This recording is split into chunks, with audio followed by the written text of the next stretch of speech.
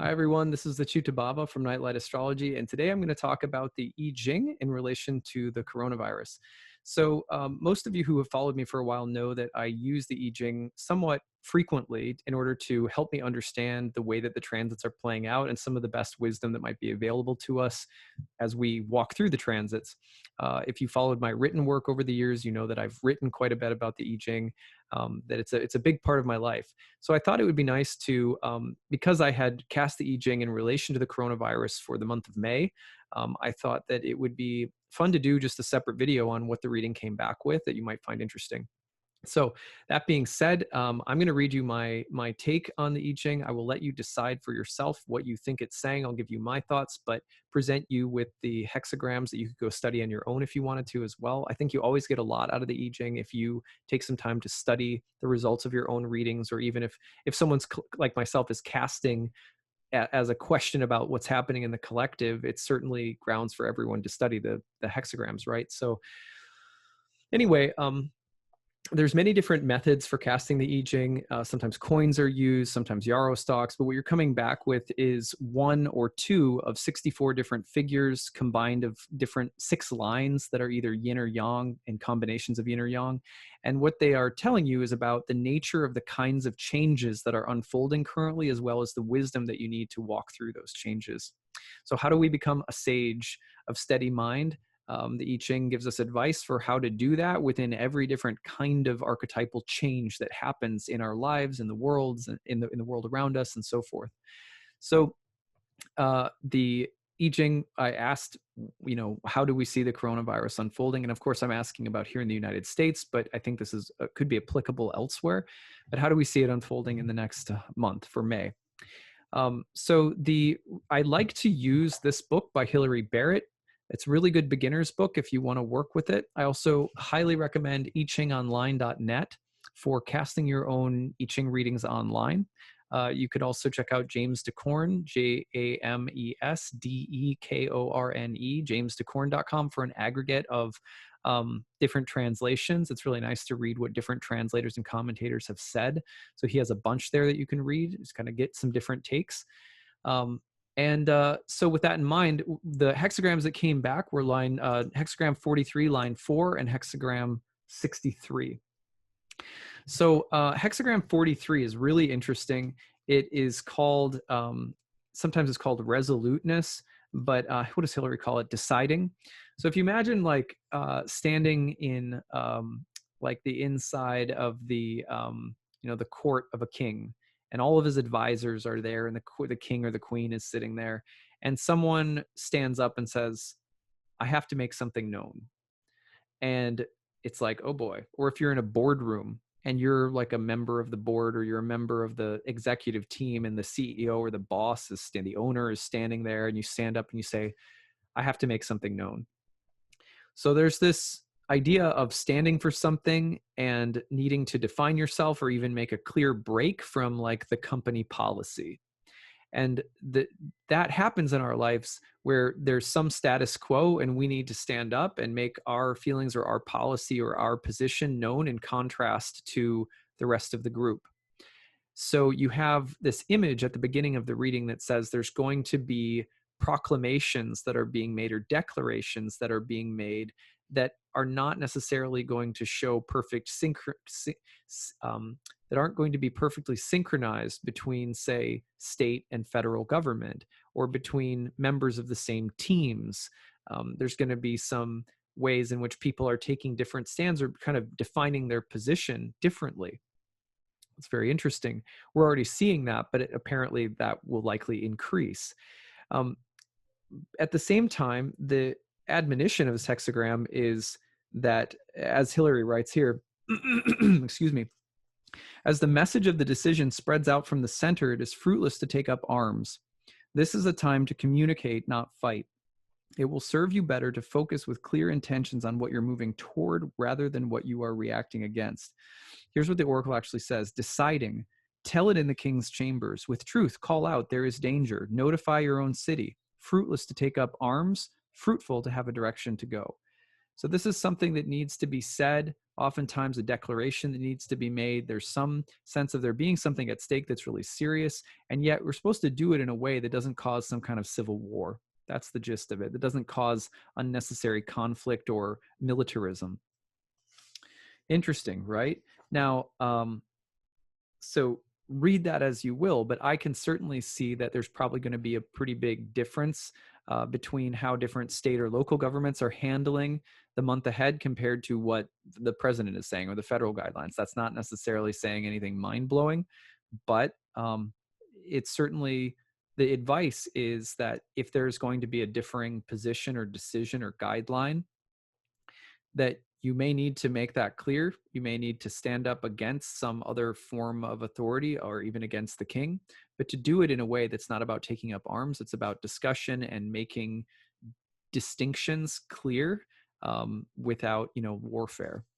Then the fourth line is changing. The fourth line reads like this.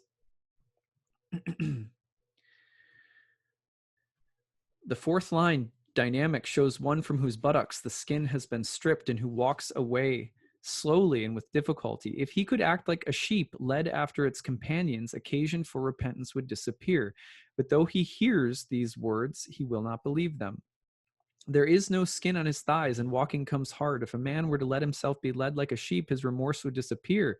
But if these instructions are heard, he will not believe them. So there is some way in which there's either a guideline or an imperative, something that we ought to do that we may not listen to. This, to me, is very concerning when it comes to the idea that people may want to open more quickly than is wise. And that acting together as a group and being able to be led along a higher purpose that is good for the whole flock is going to be better than separative, divisive conflicts born out of stubbornness, ignorance, denial, etc. And so that I see as the main message of the changing line. Here's what Hillary writes.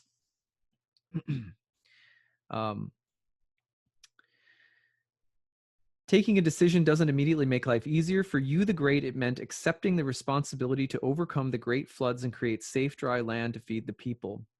So, moved by a restless desire to accomplish his task, he traveled and labored constantly so that his thighs wasted away. And she goes on to talk about how there can be this restlessness and itch to repair or restore something or help or fix something.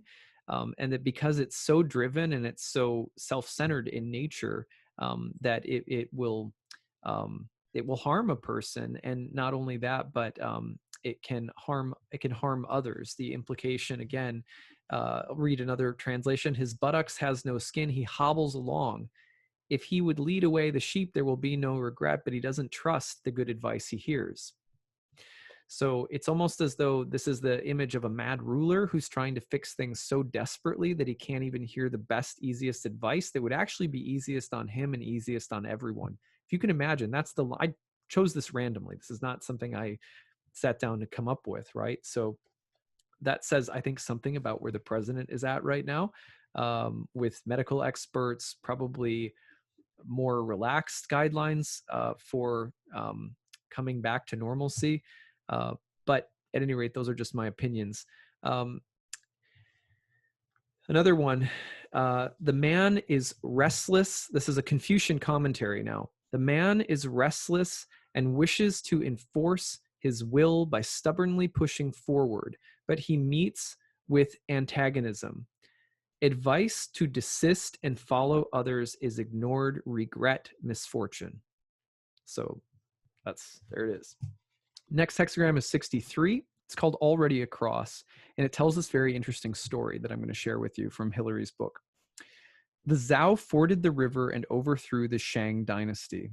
As they established their rule, they had in mind how the Shang once received the mandate of heaven to replace a corrupt dynasty. Now the Shang had forfeited the mandate and were ending in chaos, while the Zhao enjoyed fortunate beginnings. Might the story repeat itself? It's easier to create new clear-cut patterns for living than to live by them. So really interesting. like, let's say that you're in high school and you have a girlfriend or a boyfriend and you really like them. I mean, you're solid. But let's say one day you start flirting a little bit with someone else. All of a sudden your conscience kicks in and you go like, what am I doing? Like, I really shouldn't be doing this. I can't believe I just did that. And then you're like, you back off. Good. And then you don't get caught. You don't get caught. And then you're like, whew, oh, good. Okay. This is the tipping point of hexagram 63. You didn't get caught. You have a chance now to start fresh, and you go, okay, I'm never going to be that way again. Right. I'm not going to flirt again. Great. That's a great ideal. And you got a fresh start because you didn't get caught. And maybe the universe gave you that because they know that you really like your girlfriend or boyfriend and you're actually a good person. You're not a cheater, whatever. So you're like, okay, I've got a new lease on life. Very important at that exact moment that you take careful, small steps to reform yourself, that you have to follow the wisdom or the lesson that you just learned carefully. Because if you just are like, oh, didn't get caught, good, didn't want to do that anyway, wasn't okay, whatever, just keep going. Like you ignore it, pretend like it didn't happen and just keep going. It'll happen again. On the other hand, when you take slow, careful steps and you say, what happened? How did it happen? How did I get into that position? How can I reform myself? And then implement the changes that you need to make patiently. That's when the actual reform can happen. Okay. So now imagine we're going back to this story about the that Hillary shares.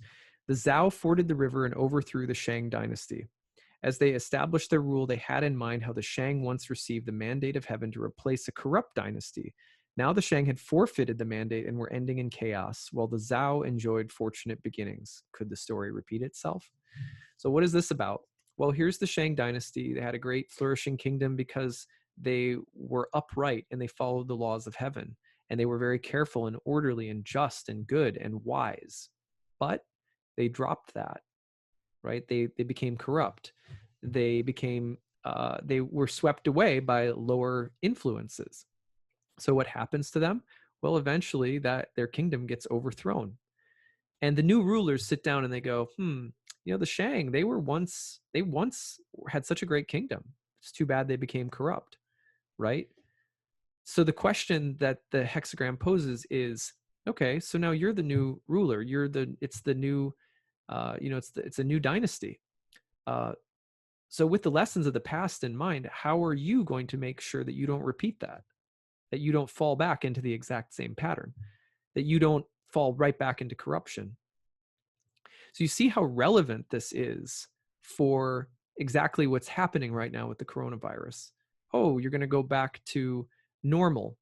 And then there's questions about, you have a new lease on life, but how are you going to make sure it doesn't happen again? How are you going to make sure that you don't fall right back into corruption and widespread death and spread of the disease?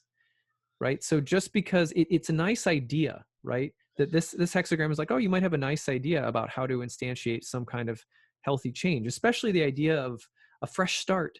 Let's get back to the way that things were back in the old days. That's the image here, right? Let's get back to what those, the dynasty we just took over, like they were great once upon a time. How can we get back there? So it's a question about trying to return to something from the past, some glory from the past. And yet, if it's just a nice idea, you'll fall right back into the corruption again. Just like the person, if they're like, "Oh, good thing I didn't get caught. Yeah, I'm not going to do it again." But then they take no measures to ensure that they won't do it again. They just go flying forward. They'll do the exact same thing all over again. So that's what this hexagram is about. That's why it's called after completion or already across.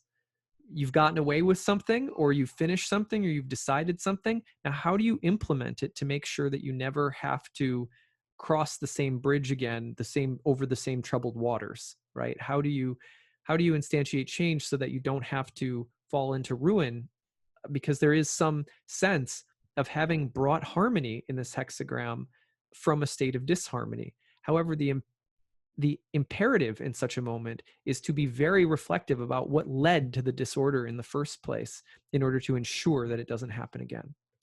So really interesting teachings from the I Ching. I hope that you've enjoyed listening to them. I hope that they've made sense. I try to communicate it the best I can, but I'm not like an I Ching expert, and some of these teachings are subtle, so and they can be applied in so many different ways too. So, anyway, I hope you found this interesting. I hope you're having a great day, and leave me your comments section in the comments section if you have any thoughts about these hexagrams, the changing line, or any other thoughts that came up as you were listening to this. I'd love to hear from you. Okay, take it easy. Bye.